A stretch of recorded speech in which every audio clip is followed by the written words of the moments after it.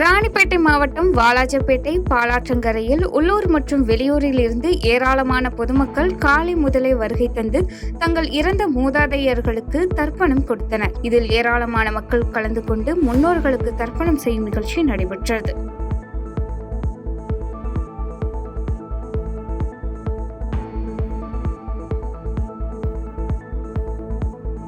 கிருஷ்ணகிரி மாவட்டம் போச்சம்பள்ளி அருகே சிதிலமடைந்து கிடக்கும் ஆற்றுப்பாலத்தை இடித்து அகற்ற வேண்டுமென அண்மையில் எம்நாடு செய்தி வெளியானதையொட்டி செய்தி எதிரொலியாக சிதிலமடைந்த பழமையான ஆற்றுப்பாலம் இடித்தகற்றும் பணி நடைபெற்றது. பாதியில் இடித்துவிடப்பட்ட காங்கிரீட் கற்களில் பலர் சிக்கி இறப்பு சம்பவங்கள் அதிகம் நடைபெறும் நிலையில் நடவடிக்கை எடுக்கப்பட்டது குறிப்பிடத்தக்கது.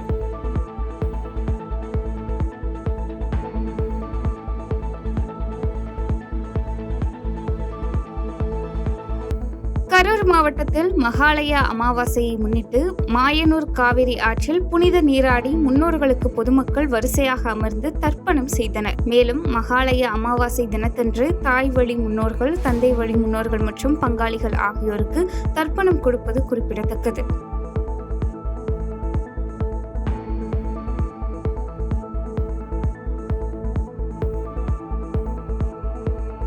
விருதுநகர் மாவட்டம் திருச்சுழியில் உள்ள ஸ்ரீ துணைமாலை அம்மன் சமேத ஸ்ரீ திருமேனிநாதர் கோயிலில் புரட்டாசி மகாலய அமாவாசையை முன்னிட்டு தர்ப்பணம் திதி கொடுக்கும் நிகழ்வு நடைபெற்றது. மேலும் இந்த நிகழ்ச்சியில் ஏராளமான பக்தர்கள் கலந்து கொண்டு குண்டாற்றல் முன்னோர்களுக்கு தர்ப்பணம் திதி கொடுத்தனர்.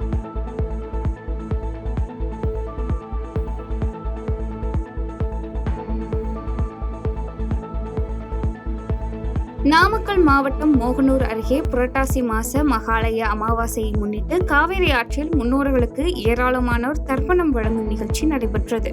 இதில் நாமக்கல் மாவட்டம், கரூர் மாவட்டம், திருச்சி மாவட்டம் உள்ளிட்ட பகுதிகளில் இருந்து ஏராளமானோர் வந்திருந்து தங்களது முன்னோர்களுக்கு திதி மற்றும் தர்ப்பணம் கொடுத்தனர்.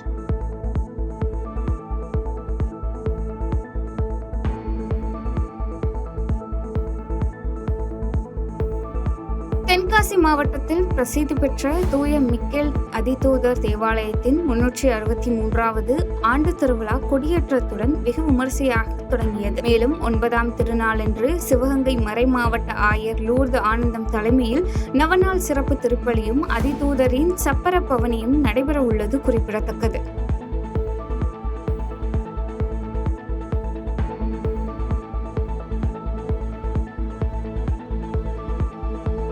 தேனி மாவட்டம் கம்பம் அருகே புரட்டாசி மாசம் மகாலய அமாவாசை தினத்தை முன்னிட்டு சுருளி அருவியில் புனித நீராடி தங்களது முன்னோர்களுக்கு தர்ப்பணம் செய்யும் நிகழ்ச்சி நடைபெற்றது. மேலும் இந்த நிகழ்ச்சியில் ஆயிரக்கணக்கான பக்தர்கள் கலந்து கொண்டு தங்களது முன்னோர்களுக்கு தர்ப்பணம் செய்தனர்.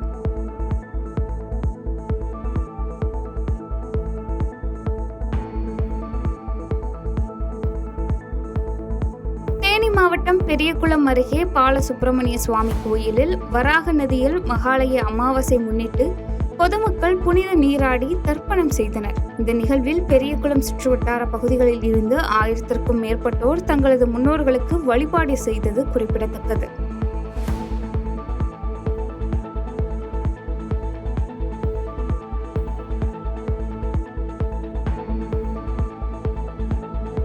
கள்ளக்குறிச்சி மாவட்டம் சங்கராபுரம் முதல் பாலமேடு அருகே 2 இருசக்கர வாகனம் நேருக்கு நேர் மோதி விபத்துக்குள்ளான சம்பவம் அப்பகுதியில் பரபரப்பை ஏற்படுத்தியது. இந்த விபத்தில் காயமடைந்தவர்களை ஆம்புலன்ஸ் மூலம் மீட்டு மருத்துவமனையில் அனுமதித்த நிலையில் விபத்து தொடர்பாக விசாரணை மேற்கொண்டு வருகின்றனர்.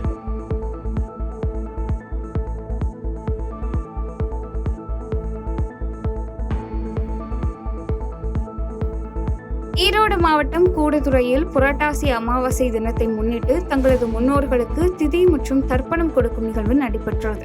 இந்த நிகழ்ச்சியில் ஏராளமான பக்தர்கள் கலந்து கொண்டு தங்களது மூதாதையர்களுக்கு தர்ப்பணம் செய்தனர்.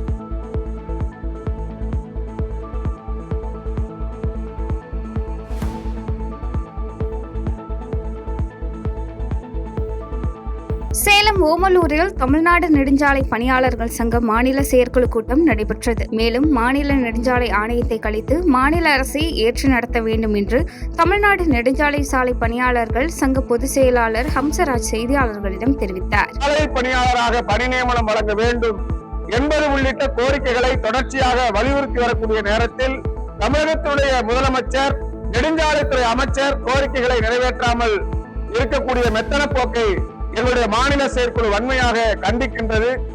இந்த போக்கை பொதுவாக நியாயமான விஷயங்களை கேட்காமல் இருப்பதும், நியாயமான கோரிக்கைகளை நிறைவேற்றுவதற்கு வாய் திறந்து நிறைவேற்றுகிறேன் என்று அறிவிக்காமல் இருப்பதும், எங்களுடைய உள்ள குமுறல்களை கேட்டும் கேட்காமல் இருக்கக்கூடிய இந்த போக்கை கண்டிக்கக்கூடிய வகையில் கண் காது வாயை பொத்திக்கொண்டு வரக்கூடிய அக்டோபர் 10ஆம் தேதி மௌன புரட்சி இயக்கம் அனைத்து கோட்டப்புறா அலுவலகம் முன்பு நடத்துவது என்று இந்த மாநில செயற்குழு தீர்மானித்திருக்கின்றது. சேலம் திருமணி முத்தாற்றில் திறந்துவிடப்படும் சாய கழிவுகளால் ஆற்று நீர் நுரை பொங்கியபடி கடந்த 10 நாட்களாக ஓடுவதைக் கண்டு விவசாயிகள் அதிர்ச்சியடைந்தனர். மேலும் மாவட்ட நிர்வாகமும் மாசு கட்டுப்பாட்டு வாரிய அதிகாரிகளும் மௌனம் காப்பதாக விவசாயிகள் குற்றம் சாட்டிய நிலையில் இதற்கு உரிய நடவடிக்கை எடுக்க வேண்டும் என கோரிக்கை விடுத்துள்ளனர்.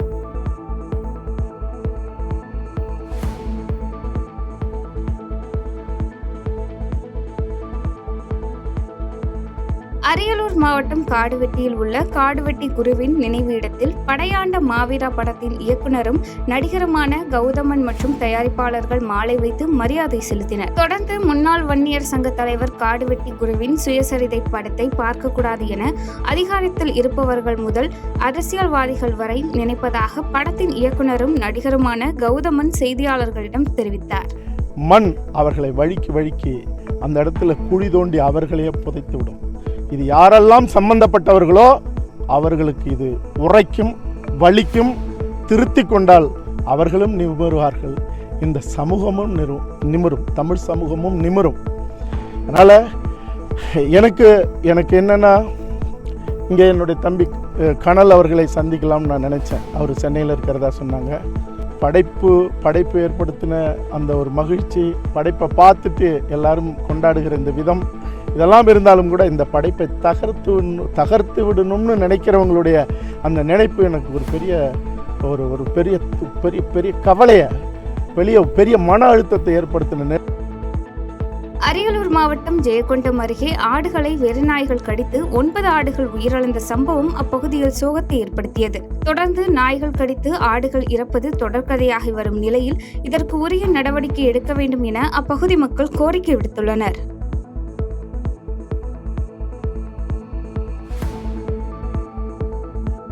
அரியலூர் மாவட்டம் ஜெயங்கொண்டத்தில் நகைக்கடையில் இருந்து பவுன் மற்றும் விற்பனை பில்லை அழித்து பணம் கையாடல் செய்த 2 பேரை போலீசார் கைது செய்தனர். மேலும் நகைக்கடை உரிமையாளர் சிவகுமார் அளித்த சிசிடிவி காட்சிகளின் அடிப்படையில் நடவடிக்கை எடுக்கப்பட்டது குறிப்பிடத்தக்கது.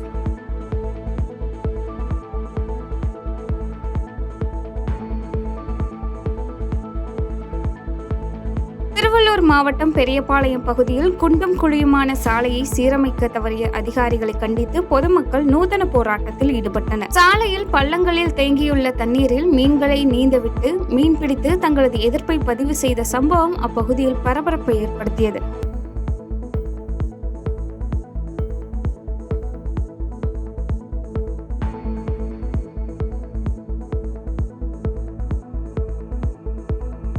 வேலூர் மாவட்டம் கேவிக்குப்பம் அருகே முருகர் ஆலயத்தில் சுற்றுச்சுவர் சரிந்து 100 அடி பள்ளத்தில் விழுந்து சேதமடைந்த சம்பவம் பக்தர்கள் மத்தியில் அதிர்ச்சியை ஏற்படுத்தியது. இந்த சம்பவம் குறித்து தகவல் அறிந்த ஆலங்கநேரி கிராமத்திற்கு வந்த கேவிக்குப்பம் வருவாய்த்துறையினர் மலையில் இருந்து சரிந்து விழுந்த கோயிலை சுற்றி ஆய்வு மேற்கொண்டனர்.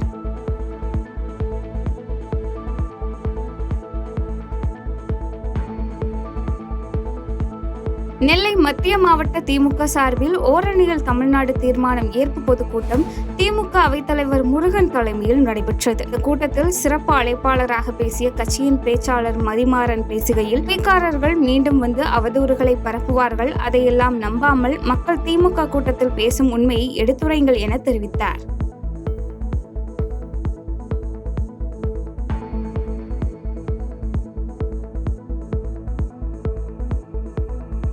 செய்திகளை உடனுக்குடன் தெரிந்து கொள்ள கீழ்கண்ட கேபிள் மற்றும் டிடிஎச் நெட்வொர்க்குகளில் எம்நாடு செய்தி தொலைக்காட்சியை காணுங்கள்.